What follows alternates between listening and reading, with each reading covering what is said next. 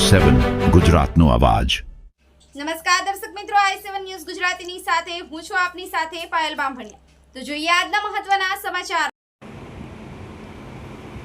મોરવા હડફ તાલુકાના નવા વાડોદર ગામે તારીખ 1/5/2026ના રોજ પરમ પૂજ્ય જ્યોતિસર મહારાજની અને જીત માતાની મૂર્તિની સ્થાપના કરવામાં આવી।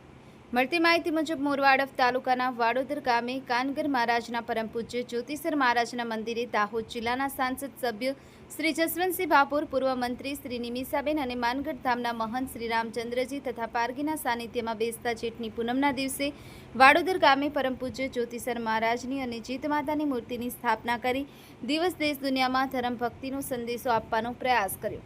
બારે પંથને ઉજાગર કરવામાં આવ્યો હતો અને 21 કુંડીનો યજ્ઞ કરી અને આહુતિ આપી હતી। જાંબુખડનો ઉગાર કરતો ઠરાવ પસાર કર્યો। પરમ પૂજ્ય જ્યોતિસર મહારાજ દ્વારા સાંસદ સભ્ય શ્રી જસવંતસિંહ ભાભોર સાહેબને આપેલા આશીર્વાદને ઉજાગર કરવામાં આવ્યો હતો। માનવની સેવા કરી આશીર્વાદ મેળવવા સૂચન કર્યું હતું। સર્વે ભક્તો, સંતો, મહંતોએ પ્રાણ પ્રતિષ્ઠા મહોત્સવ અંતર્ગત 21 કુંડીના યજ્ઞમાં આહુતિ આપી અને મૂર્તિઓની સ્થાપના કરવામાં આવી હતી। ખોટા વ્યસનોથી દૂર રહેવા, ધર્મ ભક્તિનો ઉજાગરા કરવા સૌને આહ્વાન કરવામાં આવ્યું હતું। ચાંદ, સૂર્ય, પાણી, પવન અને ધનની ઝાડ, બીજ અને આમંત્રણ આપી આહુતિ આપી હતી। ગોવિંદ ગુરુ મહારાજના આદિવાસી સમાજની ધર્મ ભક્તિનો ઉજાગર કરતા આદિવાસીઓ સુખ અને સમૃદ્ધિ આજે ભોગવી રહ્યા હોવાની વાત કરી હતી। જાંબુખડ કળિયુગમાં આબાદ રહેવો જોઈએ તે અંગે સૌને આહ્વાન કરવામાં આવ્યું હતું। આમ ગોવિંદ ગુરુ મહારાજ અને પરમ પૂજ્ય જ્યોતિસર મહારાજે આદિવાસી સમાજમાં ધર્મ ભક્તિ આપી અને આદિવાસી સમાજને નાતી ધોતી કરી અને 4 જોગની છેલ્લી વારીમાં રાજપાટ ગાદી ઘેર ઘેર આપી અને અંગ્રેજ સરકાર દ્વારા કાળે પાણીએ સજા ભોગવેલ અને માનગઢ ધામ પર 1507 આદિવાસીઓ મર્યા હતા। તે વેરવાડી અને આદિવાસીઓને આજે રાજમુંગટ આપી બદલો લેવામાં આવ્યો હતો। આવનાર કપરા સમયમાં કેવી રીતે બચવું તે અંગેનું માર્ગદર્શન આપ્યું હતું। Bureau chief Kalubhai Damor, i7 news Gujarati, Dahod. ધારાસભ્ય તરીકે રહ્યા સાહેબ અને મંત્રી પદવીઓ પછી વિભાજન થયું અને લીમખેડા તાલુકામાં ધારાસભ્ય તરીકે રહ્યા અને મંત્રી થયા અને અત્યારે દાહોદ જિલ્લાના સંસદ સભ્ય તરીકે મંત્રી પદ ભોગવીને પછી આપણી સેવા કરવા માટે વિરાજમાન એવા ભાભોર સાહેબ, અમારી નિમિષાબેન, પૂર્વ મંત્રી બ્રાહ્મણ ધારાસભ્ય એવા મોરવા વિધાનસભાની સીટ ઉપર ખૂબ જંગી મતથી જીતીને આવ્યા નિમિષાબેન સુથાર,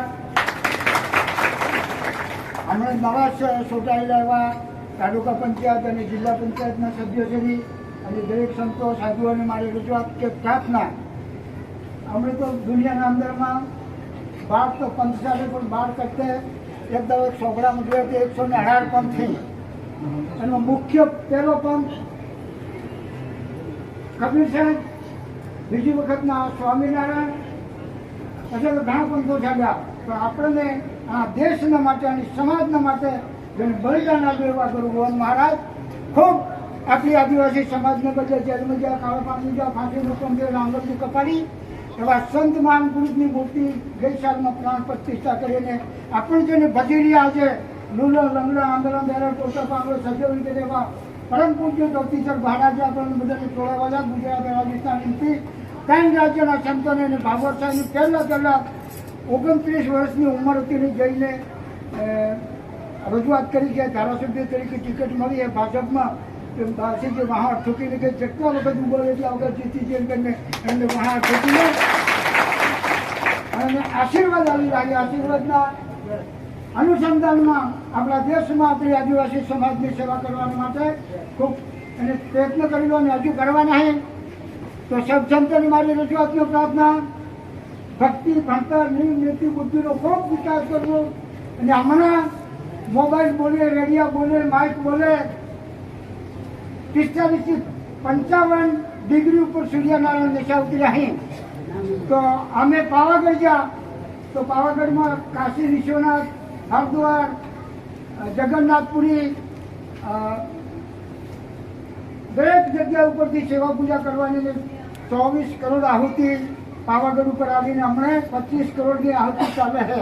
એમાં અમે 2 વખતથી અમને બોલાવ્યા હતા કે અમે ગયા હતા સેવા પૂજા કરવા, એવા આપણે અહીં સેવા પૂજા કરવાની છે।